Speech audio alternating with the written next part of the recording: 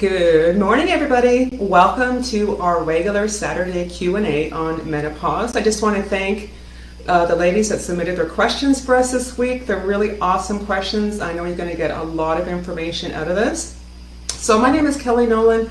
I am the owner and women's health expert at Libido Integrative Health, and I'm super excited to be online with you. The goal, again, is to create a resource library for women that they can access if they're part of this group, and I encourage you to invite any friends that you think would be a benefit to this information, maybe women in your family. We all have friends, I'm sure, that could be struggling with menopause right now. So question number one is, what can I do for low libido? Well, that is a very loaded question. In fact, we could probably spend an hour on that, but we don't have that much time today. So what can we do for low libido? Number one, I would suggest that you deal with the vaginal dryness. That's super important. So sometimes it's not so much a low libido, it's the painful intercourse. And 20 years ago, we never would have had this conversation, but we're more open. And it's super important to have this conversation, because hopefully you're with someone that you're still very attracted to and you want to have that intimate relationship. So part of it may be dealing with the vaginal dryness. I'm going to suggest that you don't use Premarin for that. However, there are some really good estrogen creams besides Premarin that can be very safe to use. Or you could go to the health food store and hopefully you can find a cream that may have some oil in it, like olive oil. When I had my compounding lab, I used to make a great estrogen cream with olive oil that was very popular and very beneficial to the clients with zero side effects. So part of low libido is dealing with vaginal dryness. The other part, of course, could be getting your hormones tested and just finding out for you specifically which hormone or combination of hormones is causing that low libido that you may be struggling with at this time. And you'd be very surprised if you get the right mix of natural supplements. It's very effective for you. However, the first step is getting that saliva hormone test so you know exactly where your hormone levels are at this time. Don't assume it's testosterone. It could be estrogen.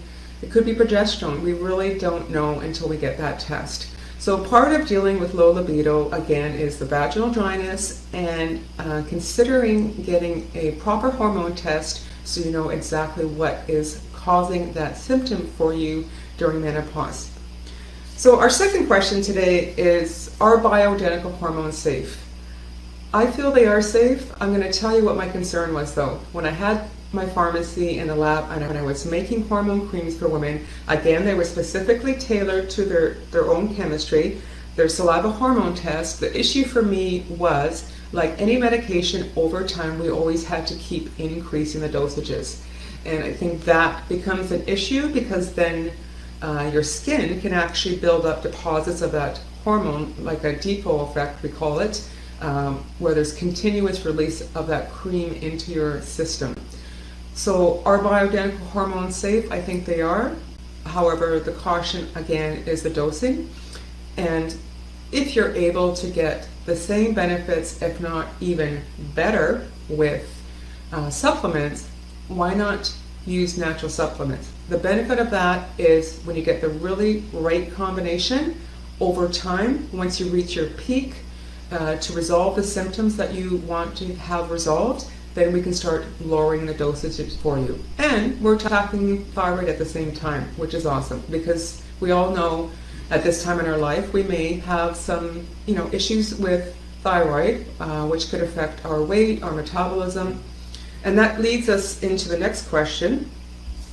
So question number 3 is, I'm in menopause, is my thyroid off balance? My doctor says it's not. Well, chances are high that it is.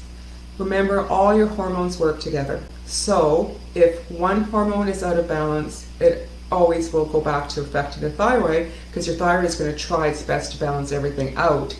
It's sort of the top of the peak there for you. And if everything else is shifting constantly, how can your thyroid possibly be in balance? The issue is the testing. Your doctor may not test. If he does or she does test, she's not going to do the right test. She's only going to do the TSH, which is the thyroid stimulating hormone. And if they do that and they put you on medication, again, they're not addressing the whole picture for you. There's other hormones that are affecting that thyroid. For example, maybe your estrogen is high. If your estrogen is high, that's going to affect your body's ability to convert T4 to T3. And then what happens is, if you're on Synthroid, for example, your body's just going to start pooling the T4, and you're probably not going to see the benefits that you want. A lot of us assume when we go into thyroid medication that we're going to start to release weight, and that's not always the case. I'm not saying it's the wrong option for you. I'm just encouraging you to look at the whole picture. All your hormones work together, and what's super great is if you get tested properly, you can look at everything at one time and understand how other hormones are interacting with each other and what needs to be adjusted for you. So thyroid medication alone may not be your only solution, of course.